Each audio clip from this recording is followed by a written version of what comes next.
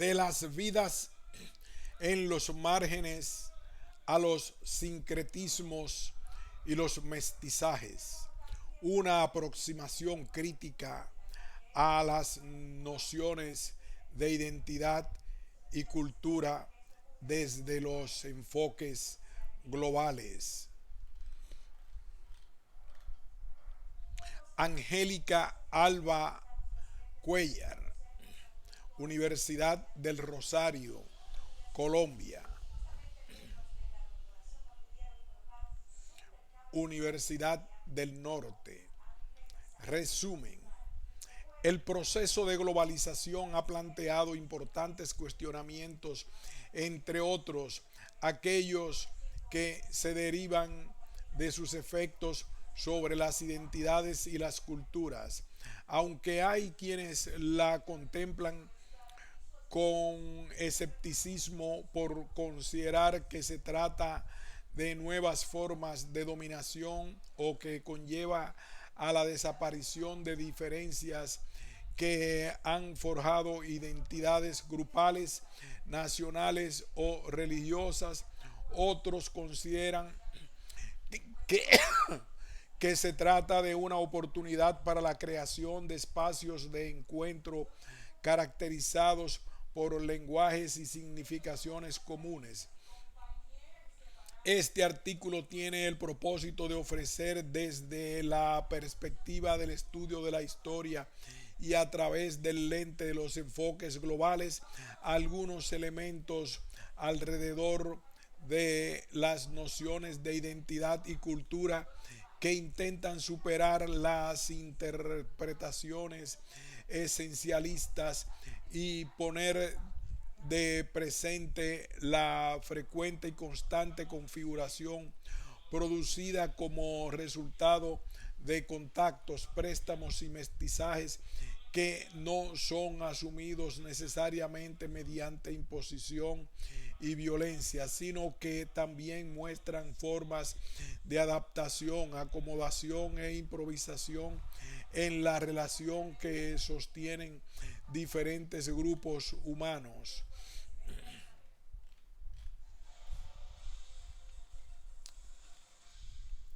Introducción.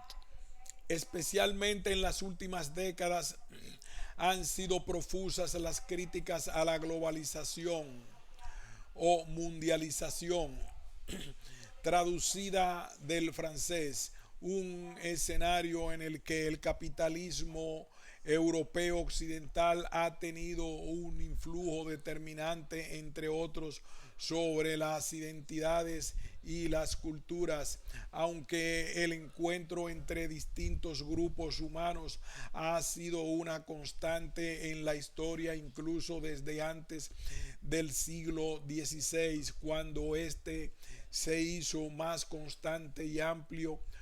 Es a partir de este periodo y con gran vigor en el siglo XIX que europeos transformaron por la vía de la conquista la superioridad técnica y o la globalización económica a vastas regiones del mundo, llevando consigo una potente carga de valores y creencias que dio por sentada su superioridad frente a los otros. A partir de ello y de la combinación de la nueva tecnología y el consumo de masas, se ha creado el panorama de cultura general en el que vivimos, lo que carece por completo de precedentes históricos. Esto también implica que las dinámicas culturales e identitarias que resultan de los contactos cada vez más frecuentes e intensos están sujetas a múltiples reacciones e interpretaciones tanto desde el punto de vista histórico como desde una perspectiva contemporánea. En general, las posturas más críticas a los efectos de estas interacciones provienen principalmente de quienes realzan el valor de la comunidad como el espacio en el que se constituye el individuo y por tanto de la identidad y la cultura que los caracterizan y o diferencian, o de aquellos que advierten que ante el encuentro y las interacciones cada vez más frecuentes y en algunos casos inevitables sobrevienen los choques y los conflictos entre esas culturas e identidades. Estas aproximaciones en general asumen un enfoque relativista y o esencialista en el que se presume que cada grupo o comunidad tiene un valor en sí mismo y que debe entenderse desde su particularidad, de modo que las diferentes culturas resultan inconmensurables. La comunicación y por tanto la comprensión del otro se hacen entonces menos probables. Incluso algunos autores han planteado una creciente divergencia entre la cultura occidental y las no occidentales, y teorías como el choque de civilizaciones han puesto de relieve las diferencias de otredad como causa o efecto de la incompatibilidad y el encuentro conflictivo entre las culturas. No obstante, también existen formas de aproximarse a los efectos del encuentro y la interacción entre los grupos humanos que, haciendo énfasis en la adaptación, la acomodación, la improvisación, y así va más lejos en la hibridación. Los sincretismos y el mestizaje evidencian que las culturas se encuentran en permanente movimiento y cambio, y que este último no es necesariamente negativo ni empobrecedor, sino que por el contrario enriquece la experiencia humana y la dota de significados comunes. A continuación se hará una revisión de los planteamientos críticos que desde la disciplina histórica han hecho algunos autores a esas nociones de identidad y cultura, y que en general se inscriben en los denominados enfoques globales.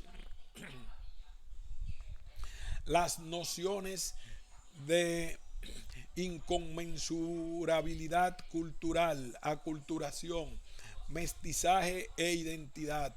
La idea de inconmensurabilidad resulta muy pertinente para comprender las tensiones y también las posibilidades que existen con respecto al encuentro entre culturas. Sanjay Subrahmanyan, uno de los precursores y tal vez el máximo exponente de la denominada historia conectada que se deriva de los enfoques globales, afirma que frente al encuentro ha existido un consistente escepticismo respecto de las posibilidades de comunicación y de conmensurabilidad cultural entre los grupos humanos, especialmente tras la creación de nuevas y largas redes de contacto entre los siglos XV y XVI.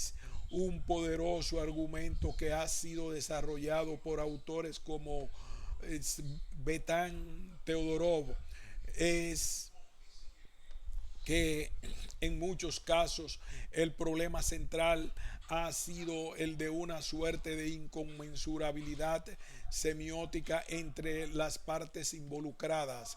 Así, la noción clave es la de inconmensurabilidad. Esta se hizo famosa en los años 60 en las discusiones científicas entre Thomas Kuhn y Paul Feyerabend, y luego fue llevada a otros escenarios. Kuhn planteaba una preocupación sobre la inconmensurabilidad de las teorías científicas, argumentando que había una relación de disparidad metodológica, observacional y conceptual entre los paradigmas. En una fase posterior, Kuhn empezó a considerar que la inconmensurabilidad era esencialmente un problema de la esfera semántica y luego que era uno de indeterminación de la traducción. Más tarde se transfirió la idea de inconmensurabilidad a la relación entre dos o más culturas, de modo que la inconmensurabilidad cultural es ocasionalmente caracterizada como una forma particular de relativismo cultural, una idea que influyó sobre algunos historiadores en los años 70 y 80. La visión aquí es que existen grandes zonas impermeables en lo cultural, de perfecta coherencia consigo mismas, pero ampliamente inaccesibles a aquellos que las ven desde afuera. Kuhn, 2012. Por el contrario, autores como E.R. Wolf consideran que la humanidad constituye un total de procesos múltiples interconectados y que los empeños por descomponer en sus partes a esa realidad que luego no pueden rearmarla, falsean la realidad. Lo anterior, afirma, es tan cierto para el presente como para el pasado y es indicativo de contactos, conexiones, vínculos e interrelaciones que a menudo han sido ignoradas por distintas disciplinas que parecen preferir estudiar cada sociedad y cultura y como un sistema integrado que contrasta con otros de la misma naturaleza. Al estudiar los estados e imperios euroasiáticos de los siglos XIV y de los siglos XVI y XVII, Subramanian muestra la existencia de zonas culturales que se solapan, lo que parecería proveer de las bases de algún grado de conmensurabilidad, pero al tiempo el autor subraya que la inconmensurabilidad cultural parece ser particularmente aguda en los momentos del encuentro, cuando dos entidades político-culturales dispares y tal vez históricamente separadas encuentran un contacto. Cortés y Moctezuma, Pizarro y Atahualpa, el capitán Cook con los pobladores de Hawái, o Vasco de Gama y Samudri Raja de Calicut. A partir de estas ideas, Subramanian, con la ayuda de un conjunto de ejemplos, explota la inconmensurabilidad y la comparte comparte la conmensurabilidad, explora la inconmensurabilidad y su comparte la conmensurabilidad alrededor de temas concretos como la diplomacia, la guerra y las representaciones visuales producidas en las relaciones entre algunas cortes. Lo fundamental en estos casos, resalta, es que los problemas no son entre algunas cortes. Lo fundamental en estos casos, resalta, es que los problemas no son siempre literalmente de traducción, en el sentido de que las partes no se entienden. Son más bien problemas que implican un aparato, un conjunto de valores, unas nociones de conductas admisibles e inadmisibles. No obstante, Subramanian afirma que es posible la adaptación de unos a las de otros, es decir, que a pesar de las diferencias y de la asignación de significados que realizan no son extrañas a las formas de comunicación, los intercambios e incluso las adaptaciones que tienen lugar entre culturas. El autor considera que con frecuencia nos encontramos con situaciones que no representan indiferencia mutua o incomprensión arraigada, sino que evidencian cambios en el lenguaje e improvisaciones que eventualmente se convierten en parte de una tradición, de tal suerte que no existe una inconmensurabilidad radical en los encuentros producidos para este caso en el período temprano moderno. En cambio, usualmente lo que existió fue aproximación, improvisación y eventualmente un cambio de posición relativa de todos los involucrados, aunque esto no significara siempre ni necesariamente un entendimiento recíproco. Subrayamayan 2012. Por otra parte, si las dinámicas interculturales de los siglos XVI y XVII deben ser percibidas no a través del concepto de la inconmensurabilidad, sino a través de otra teoría de la interacción, surge la idea de aculturación, originada en la década de los 80. Esta cayó en desuso hasta que en los años 70 fue rescatada por Nathan Wachtel. Subramayan se refiere a Redfield y a otros autores que han definido la aculturación como esos fenómenos que resultan cuando grupos de individuos que tienen diferentes culturas entran en continuos contactos de primera mano con subsecuentes cambios en los patrones culturales originales de uno o ambos grupos.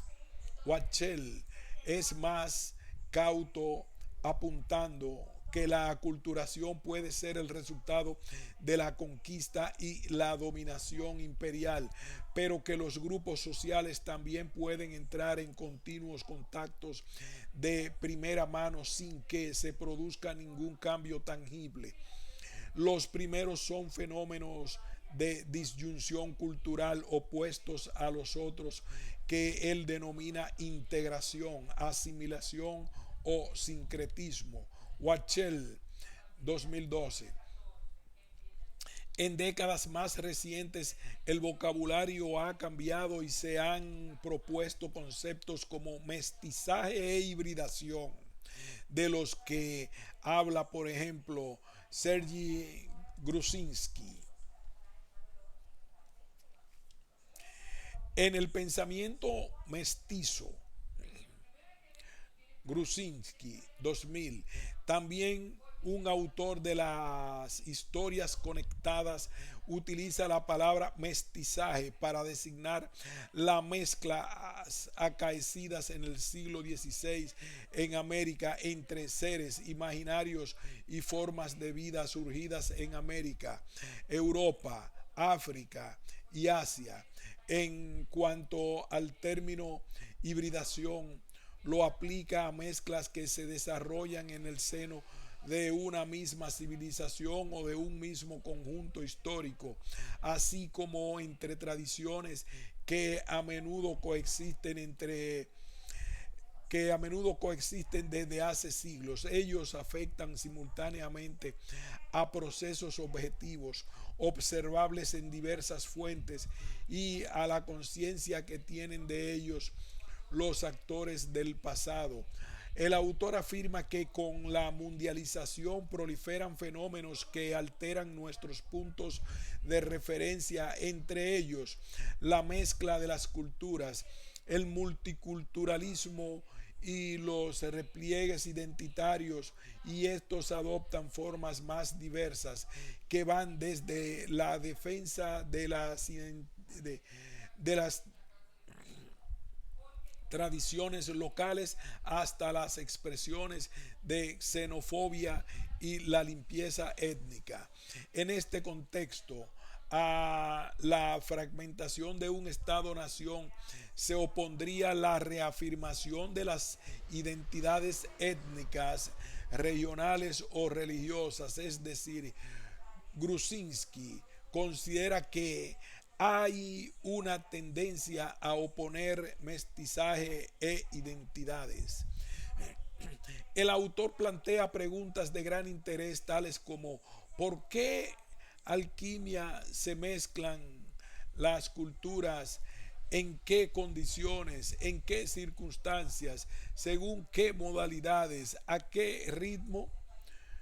Gruzinski. Esto lo lleva a cuestionarse en primer lugar si las culturas pueden mezclarse casi sin límite, como lo afirmó A. L. Corber, o si más bien como lo planteaba Claude Lévi-Strauss, entre dos culturas, entre dos especies vivientes tan vecinas como se quiera imaginar, hay siempre una distancia diferencial y esta distancia diferencial no se puede vencer. Levi Strauss, 1977, citado en Gruzinski. Para Gruzinski, estas preguntas surgen con respecto no solo al fenómeno de la mundialización en su forma actual, sino en las dinámicas que tienen lugar ya en el siglo XVI y en las que esta es identificable, lo que evita que veamos la globalización, así como los fenómenos de mezcla y de rechazo actuales, como una situación nueva y reciente. Ahora, afirma el autor, esas mezclas desencadenadas por la expansión occidental expresan una reacción ante la dominación europea o son una repercusión ineluctable de esta, cuando no una manera astuta de enraizar nuestras formas de ser en el seno de las poblaciones sometidas. ¿Cómo se despliega suponiendo que exista un pensamiento mestizo? Gruzinski, 2000. En esta obra, Gruzinski afirma que, aunque no lo reconozcamos, todas las culturas son híbridas. Las mezclas se remontan a los orígenes de la historia humana, pero sin dudas, hoy se vuelven omnipresentes. Sin embargo, destaca lo que denomina una trampa que acecha al investigador, la noción de identidad que asigna a cada ser o a cada grupo humano unas características y aspiraciones determinadas que supuestamente se basan en el sustrato cultural estable o invariable. Es decir, que hay una propensión a considerar la identidad de manera esencialista, poniendo el ejemplo de una historia de América pensada en términos del enfrentamiento entre españoles y aztecas. Gruzinski destaca la manera en la que se ponen de relieve categorías ficticias, el desprecio por los grupos múltiples y las denominaciones unificadoras y reductoras.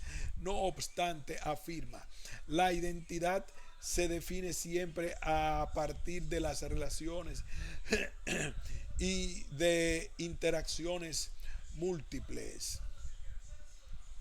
No es poco común que el historiador europeo haya antepuesto la historia de Occidente a la del resto del mundo. Sin embargo, la antropología histórica ha intentado que se desista del discurso eurocéntrico del colonizador para dar prioridad a la visión de los vencidos, como lo propone Wachtel, lo que ha permitido, entre otros, descubrir la riqueza de formas de pensamiento y de modos de expresión que se habían desarrollado en América antes de la invasión de los europeos. Sin embargo, Grudzinski sostiene que aún en este caso otorgar primacía a lo amerindio sobre lo occidental no hace más que invertir los términos del debate en lugar de desplazarlo o renovarlo. Los encuentros y sus efectos. Los autores de los enfoques globales intentan aproximarse entonces a la cuestión de los encuentros y sus efectos. Autores como Fernández Armesto, exponentes de la World o Global History, se han interesado por la manera en que las personas y los grupos se conectan y se separan, y por consiguiente por la forma en que las culturas se configuran y se influencian unas a otras a través de la migración, el comercio, la guerra, el imperialismo y la peregrinación, el intercambio de regalos, la diplomacia o los viajes que se producen entre grupos humanos, estados y civilizaciones.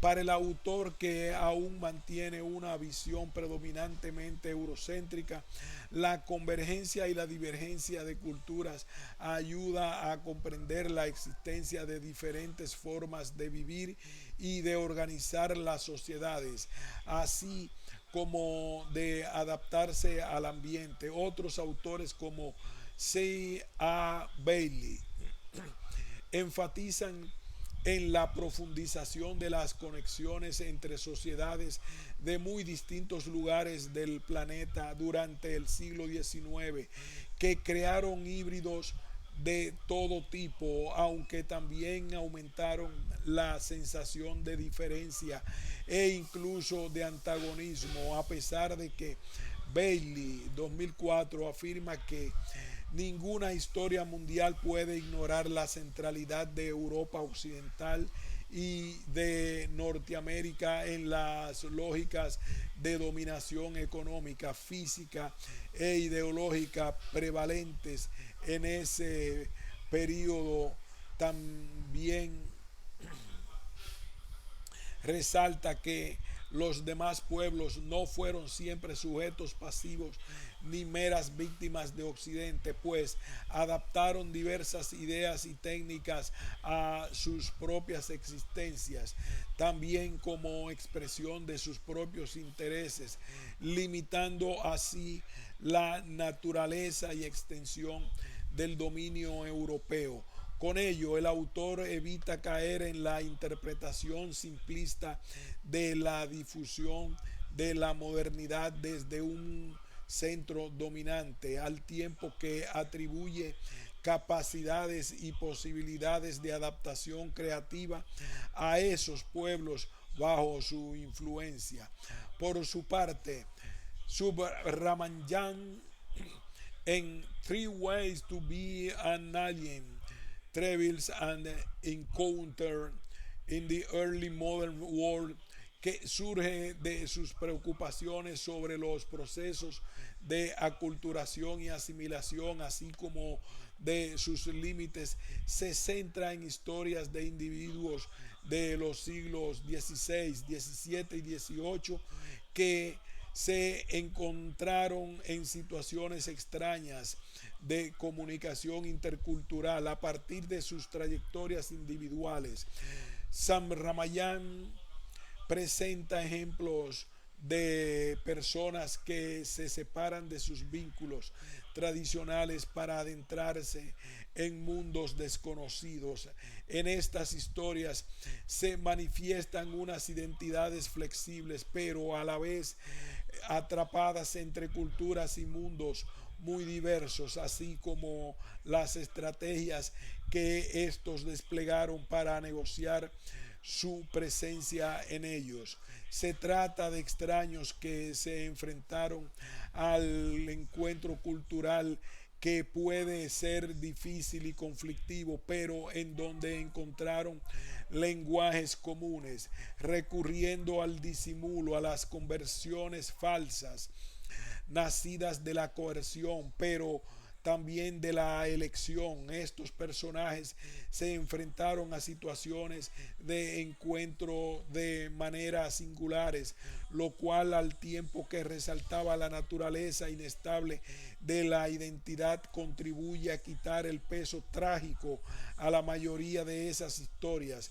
No obstante, Sumramayán afirma que aunque actualmente apreciemos en cierta medida el cosmopolitismo y el hecho de que haya quienes se crucen las fronteras con facilidad, las personas que lo han hecho no siempre han sido valoradas de esta manera en las sociedades del pasado, por lo que también se acerca a la fricción y a la incomodidad en los niveles existencial y conceptual, tanto para los protagonistas como para los huéspedes u otros actores que lidiaron con ellos.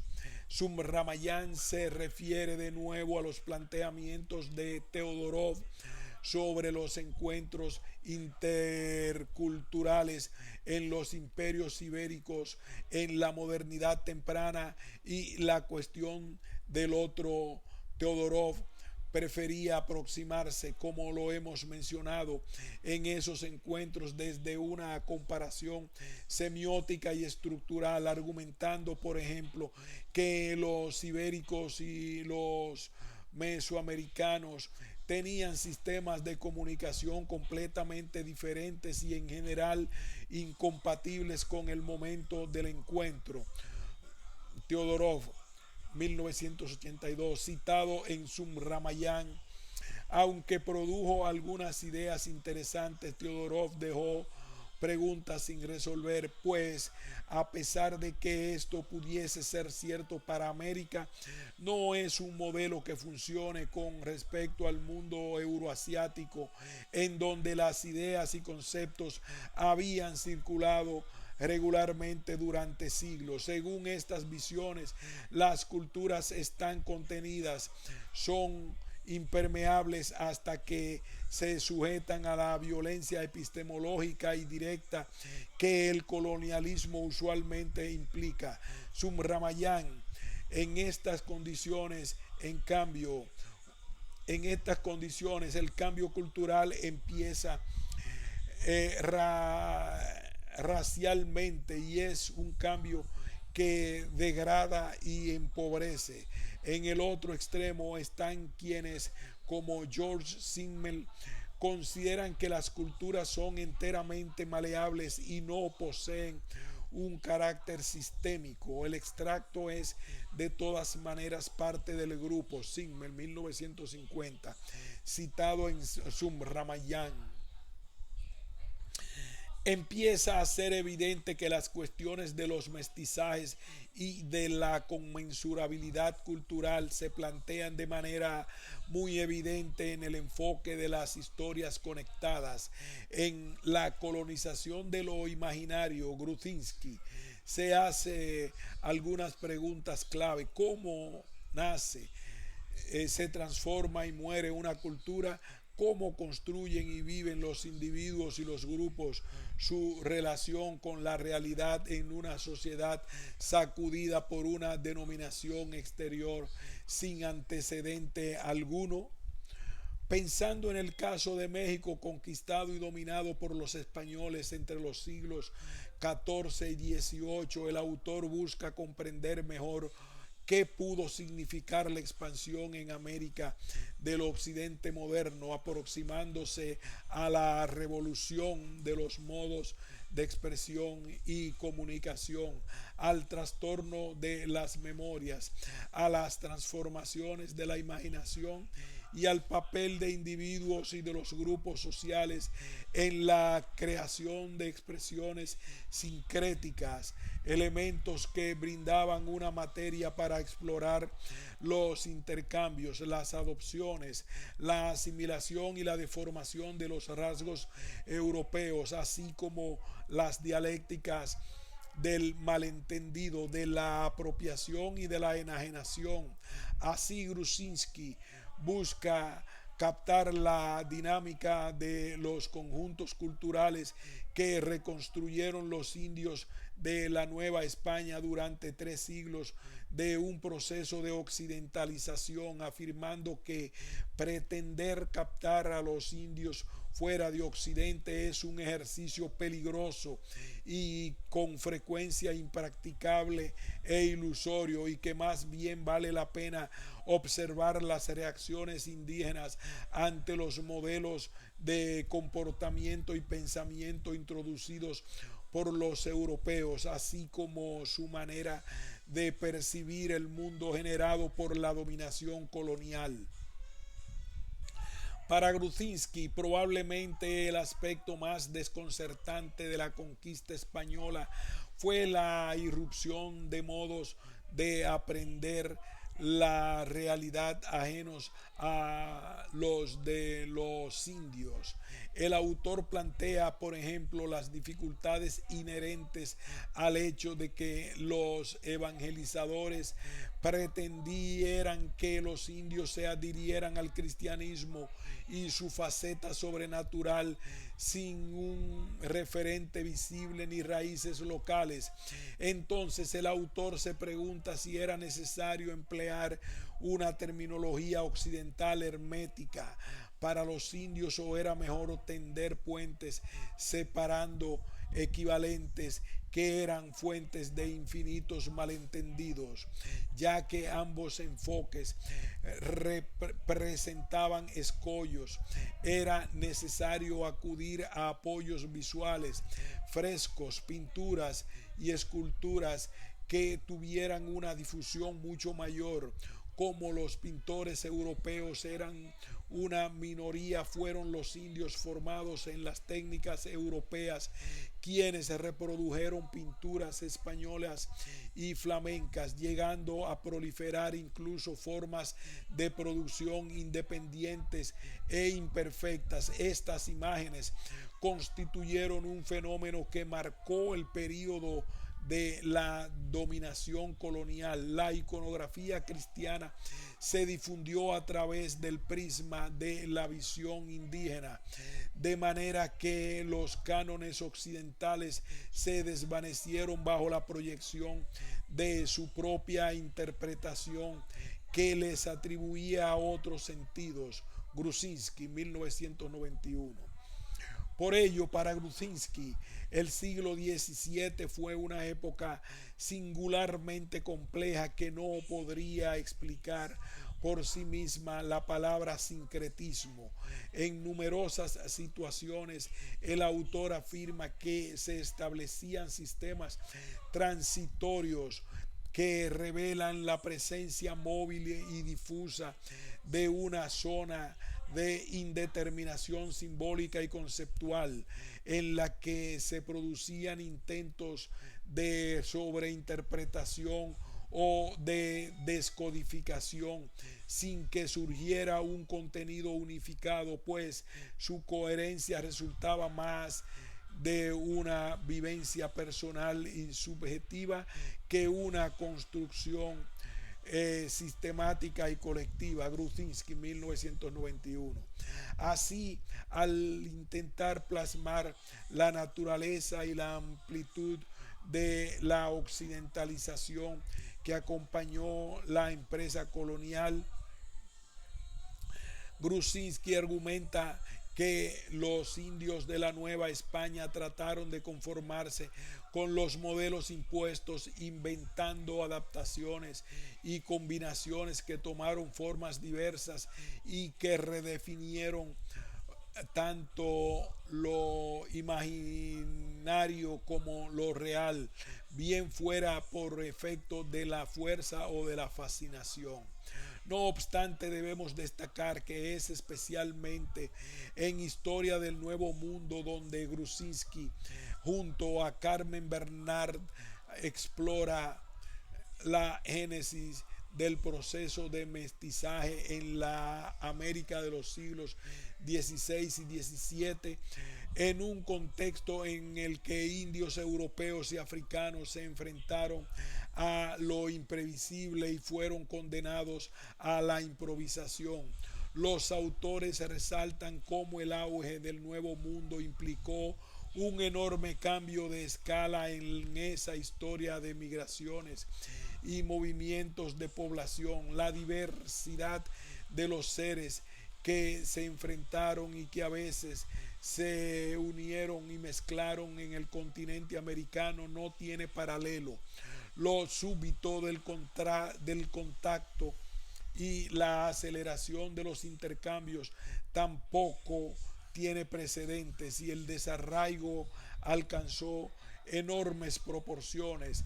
No obstante, pese a las diferencias y a la brutalidad de las rupturas, los modos de vida, las creencias y los cuerpos se mezclaron y con el pasar del tiempo los mestizajes forjaron nuevas sociedades que se apartaron de los tres mundos que les dieron origen. A partir de las crónicas, los procesos y las memorias de indios y mestizos en Perú y en México, Bernard y Grusinski exploran la manera en la que estos seres humanos con sus condicionamientos captaron una cultura, un sistema de pensamiento y unas creencias a las que se vieron enfrentados y que dieron nacimiento a una América mestiza. En el Nuevo Mundo los mestizajes fueron muy diversos.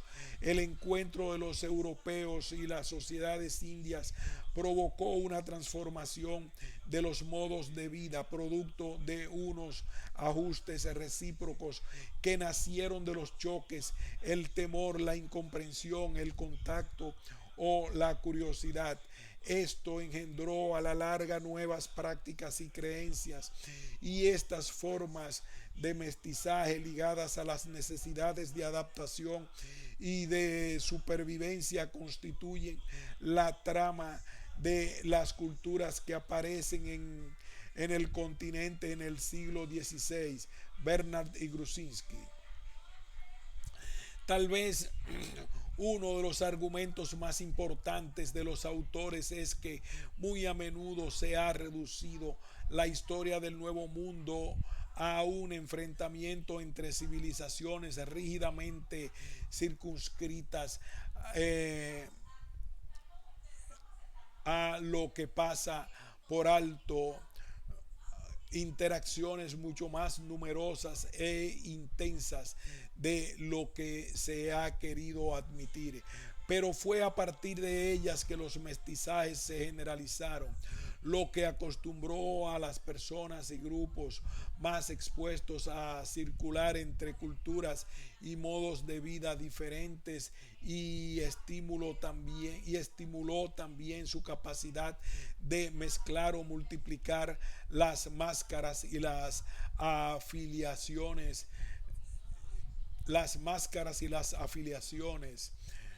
Bernard y Grusinski.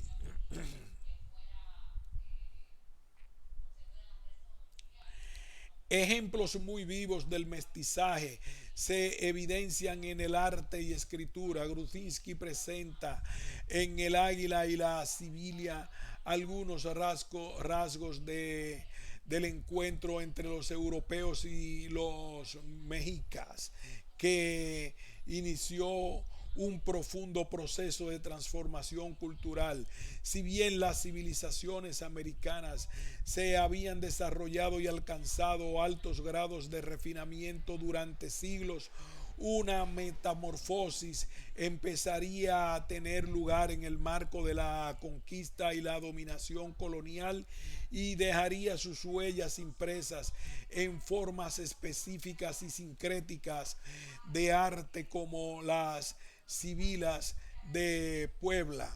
A través de ellas Grusinski que recrea el grado que alcanzó este mestizaje en la Nueva España ya a finales del siglo XVI.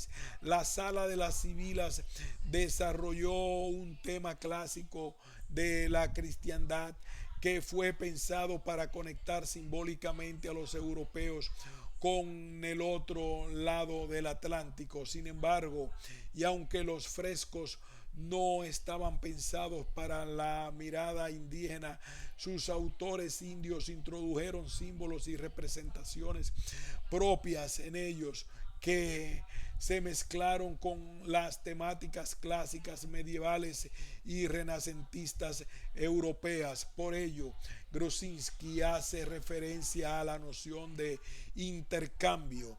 Es evidente que no solo se trata de predominio absoluto de las formas de los conquistadores, sino que son notables la presencia de los detalles indígenas y el continuo juego de símbolos y metáforas que superponen los dos universos de representación. A partir de a partir de este tipo de representaciones, el autor nos habla de un México que no es renacentista ni azteca, sino sincrético y mestizo. Así, la América colonial fue el corazón de un imperio que intentó integrar las sociedades y las culturas indígenas que en parte había desmantelado. Eventualmente las etnias se mezclaron, los seres, las creencias, los comportamientos se hicieron mestizos. Grusinski. En el caso de la producción de textos en trabajos como el Inca platónico y el africano ilustrado, Garcilaso de la Vega o Uladat Equiano y la Tierra Prometida de Bernard, se analiza la escritura mestiza a través de las obras de esos dos autores, el primero del siglo XVI y el segundo del XVIII.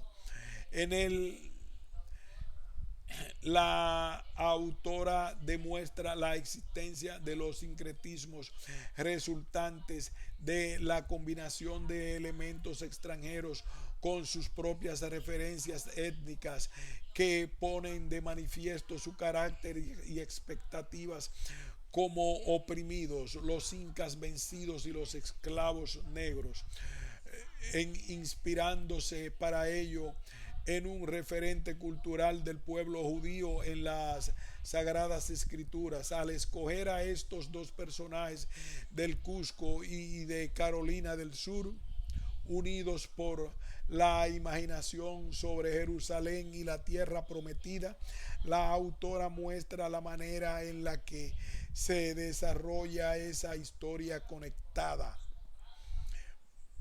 Bernard 2009. Y cómo a través de las letras y utilizando un idioma, el castellano y el inglés, que no correspondía a sus respectivas lenguas maternas, los autores encontraron en el Antiguo Testamento respuestas a sus interrogantes. Bernard se pregunta en primera instancia si es que existe una escritura mestiza y cuáles son los requisitos para que un texto pueda ser interpretado bajo dos claves y adquiera así un significado universal que pueda trascender la ambigüedad de sus orígenes. Por un lado, Garcilaso fue hijo de un conquistador y una princesa inca de rango mediano, que abandonó su Perú natal y escribiría en España su obra histórica. Por otro, Equiano era un africano descendiente de jefes en la Nigeria actual, que fue raptado siendo niño para ser vendido como esclavo y trasladado al Caribe, y que con el nombre de Gustavus Vasa emprendió numerosas travesías comerciales y publicó en Londres sus memorias para convertirse en un militante activo de la causa abolicionista.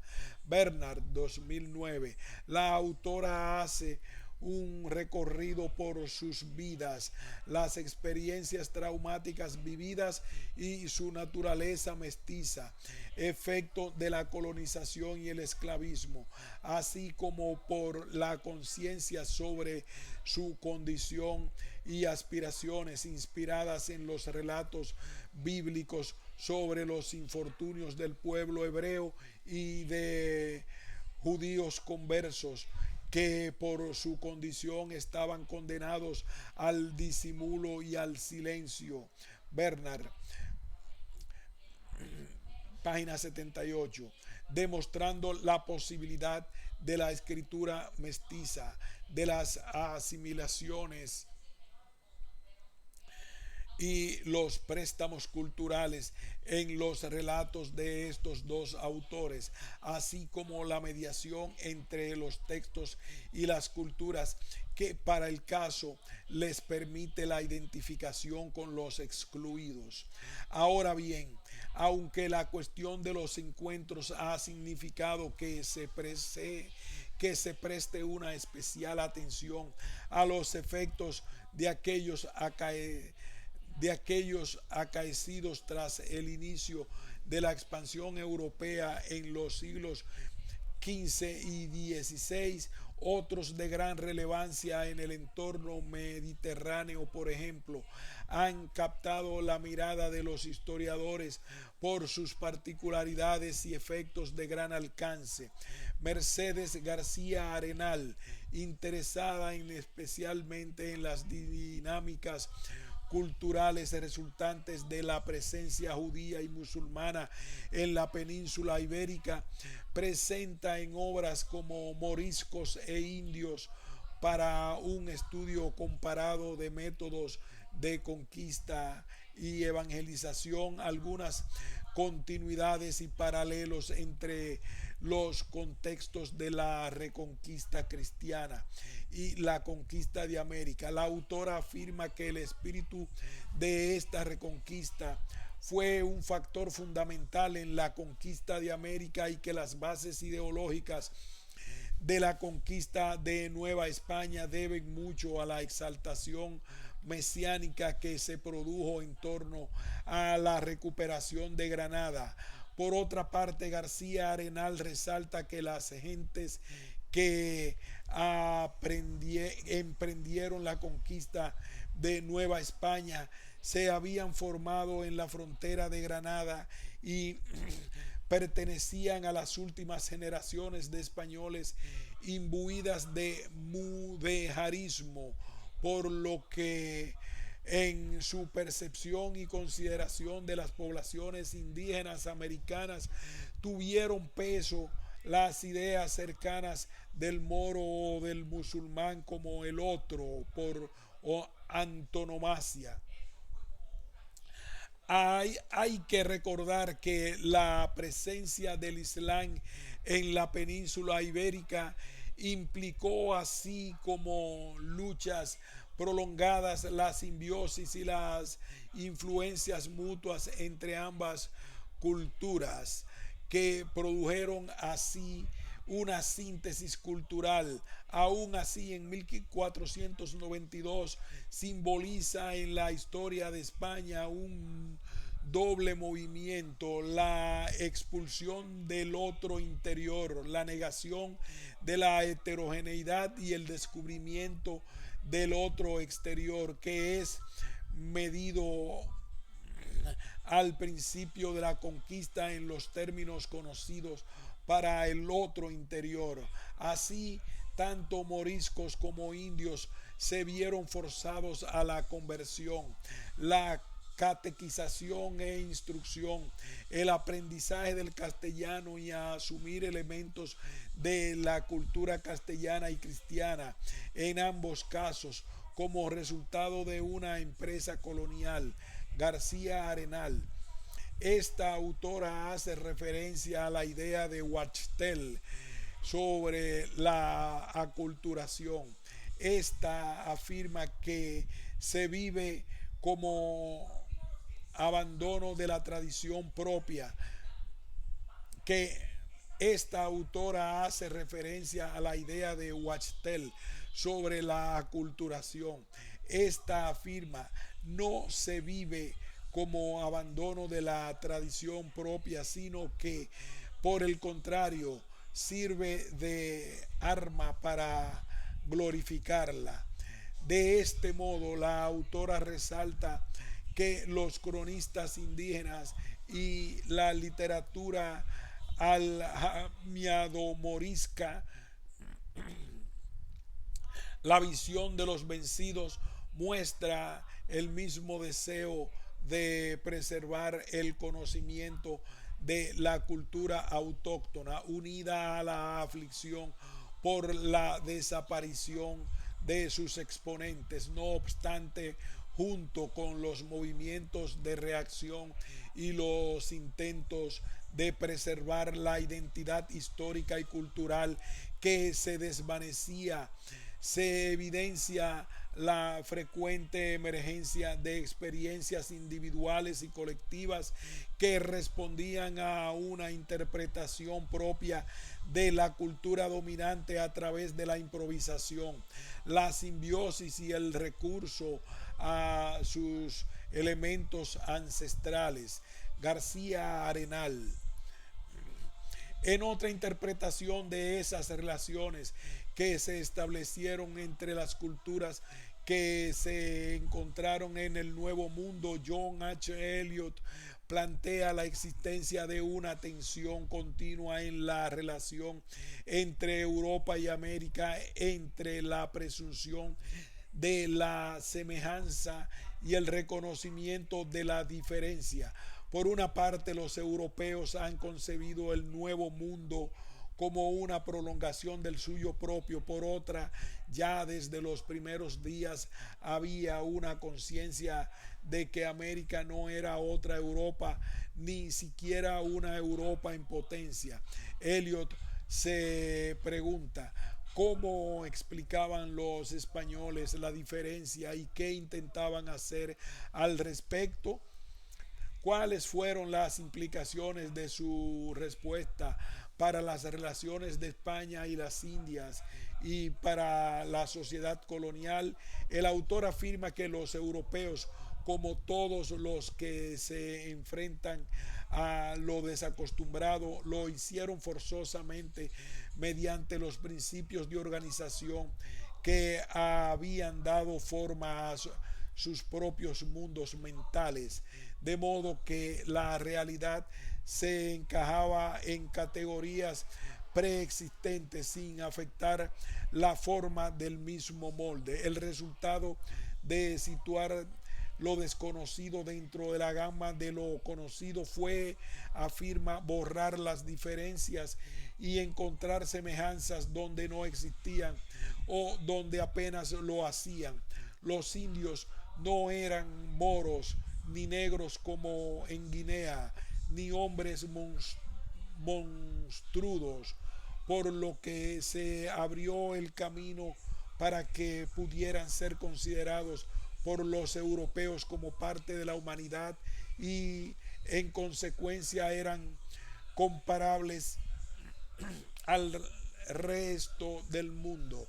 Sin embargo, esta relativamente fácil asimilación pudo haber evitado que se comprendiera en su dimensión real el carácter distintivo de este mundo. Sin embargo, la diversidad de estos pueblos fue evidente desde el primer momento, lo que animaría a los conquistadores y colonizadores a clasificarlos según su nivel de barbarie y civilización. Esto conllevó a la reducción de la población indígena heterogénea a una uniformidad al menos nominal. Para efectos religiosos, políticos, sociales y hasta fiscales se borraron viejas distinciones y se estableció la imagen típica del indio. Conforme avanzaba el siglo XVI, esta fue haciendo más negativa. Se sospechaba de su cristianismo superficial y se les consideraba en todo caso inferiores a los europeos. En este siglo, lo que marca la diferencia entre el español y el indio a ojos del primero es entonces el cristianismo y la civilidad, y se plantearon teorías deterministas climáticas y ambientales para explicar la imposibilidad del indio de adaptarse a las normas españolas. Pero estas diferencias no se trazaban solo entre negros, indios y mestizos y españoles, sino entre estos últimos y los nacidos en América de progenitores españoles, es decir, los españoles decaídos por el medio americano. Por otra parte, y aunque se produjo la mezcla de razas, no se trataba solo de una cuestión de mestizaje. Estas gentes, incluidas las de ascendencia pura, habían adoptado como propias costumbres locales, por lo que era palpable la degeneración acaecida sobre los españoles al asentarse en las Indias. Este análisis de Eliot nos lleva de nuevo a identificar la existencia de intercambios y mezclas de grupos que por una parte eran percibidos como muy diferentes en diversos grados, pero que por otra parte conformaban la realidad múltiple que intentaban ser asumida como una extensión de la europea. En este punto hay que decir que existen también algunos trabajos que abordan los encuentros y sus dinámicas culturales en otros escenarios fuera del mundo atlántico o mediterráneo. En The Change, in the Change Great Continent, China in Western Minds, 1998, Jonathan Spence realiza un recorrido por las distintas visiones de Occidente sobre China, una nación que durante generaciones ha despertado una enorme fascinación entre los occidentales y ha tenido un gran impacto sobre ellos desde los primeros contactos. Los occidentales, sostiene el autor, han construido sobre el otro una relación a través de la cual Occidente se ha definido a sí mismo en diversos periodos históricos, por lo general desde una percibida inconmensurabilidad cultural. Décadas atrás, en To Change China Western Advisors in China, Spence ya había descrito la manera en la que los contactos entre China y Occidente tuvieron lugar desde la modernidad temprana, a través de su mirada al papel de aquellos occidentales que intentaron transformar a China durante más de 3 siglos, a través de cartas y relatos de personas particulares. El autor plantea la visión que tenían no solamente los occidentales de los chinos, sino también los chinos de los occidentales, tildados por algunos funcionarios como bárbaros. A la vez muestra las estrategias desplegadas por los occidentales, que como bárbaros deseaban tener amplias concesiones por parte de los chinos, como el uso de intermediarios conocedores de la cultura y la lengua chinas, como intérpretes y negociadores, al tiempo que ellos mismos reafirmaban su inglesidad a lo largo de su obra. Spence expresa que si bien los chinos aceptaron su entusiasmo los avances técnicos occidentales, también se resistieron y apegaron a sus tradiciones religiosas y culturales. En general, a partir de estos ejemplos de algunos trabajos de Spence, en los que se pone en evidencia los contactos y los encuentros entre los chinos y los occidentales, así como formas de incompatibilidad e impermeabilidad cultural. Quedan al descubierto algunas estrategias para hacer posibles la comunicación y el intercambio. Aquí hacemos una pausa y continuaremos con el próximo párrafo. Aunque no es posible negar el papel del mundo occidental en la configuración de la realidad de la globalización planetaria,